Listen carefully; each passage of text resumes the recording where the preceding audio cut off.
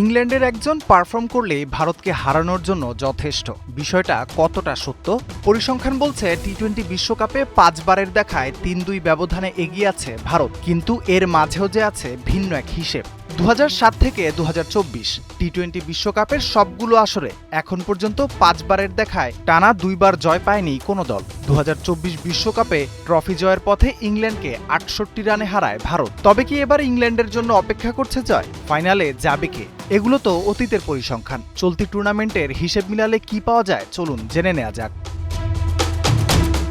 Group পর্বে West ইন্ডিজের কাছে হেরে যায় ইংল্যান্ড, কিন্তু সুপার 8-এ 3 ম্যাচের সবকটিতে জিতে জায়গা করে নিয়েছে সেমিফাইনালে। অন্যদিকে ভারত সুপার 8-এ প্রথম ম্যাচে সাউথ আফ্রিকার কাছে হেরে কিছুটা ব্যাকফুটে চলে যায়। বাঁচা মরার ম্যাচে ওয়েস্ট ইন্ডিজের বিপক্ষেও ছন্দ হারিয়ে শেষ পর্যন্ত সঞ্জু স্যামসনের ব্যাটে ঘুরে দাঁড়ায় সূর্যকুমাররা। দলের ওপেনার অভিষেক শর্মার অফ ফর্মের পরও তাকে দলে রাখার কথা জানিয়েছেন কোচ গৌতম গম্ভীর। তাই ব্যাটিং নিয়ে ঝামেলায় পড়ার শঙ্কাও আছে ভারতের। এখন পর্যন্ত একটি হার নিয়ে সেমিতে মুখোমুখি হয়েছে দুই দল, কিন্তু জয়ের ব্যবধান বেশি থাকায় নেট রান রেটেও এগিয়ে আছে ইংলিশরা।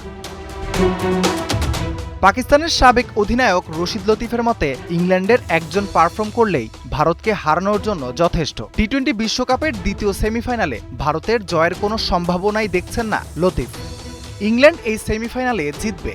কঠিন কন্ডিশনে খেলে এসেছে তারা, এবং সেখানে তাদের 2-3 জন ব্যাটার ভালো করেছে। এটি ইংল্যান্ডের প্রয়োজন ছিল। তাদের মিডল অর্ডারও অনেক শক্তিশালী। এরকম কন্ডিশনে কিভাবে খেলতে হয় খুব ভালোভাবে জানে তারা।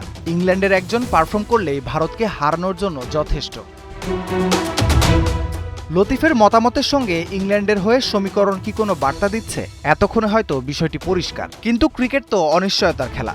সংক্ষিপ্ত ফরম্যাটে ঘটতে পারে যে কোনো কিছুই। মুম্বাইয়ের ওয়াংখেড়েতে হাজারো দর্শকের সামনে জয় দিয়ে ফাইনালে উঠবে ভারত, নাকি গোটা স্টেডিয়ামকে চুপ করিয়ে জয়ের আনন্দে গা ভাসাবে ইংলিশরা? সেটাই এখন দেখার পালা। রাফিউল ইসলাম রাতুল, ৭১।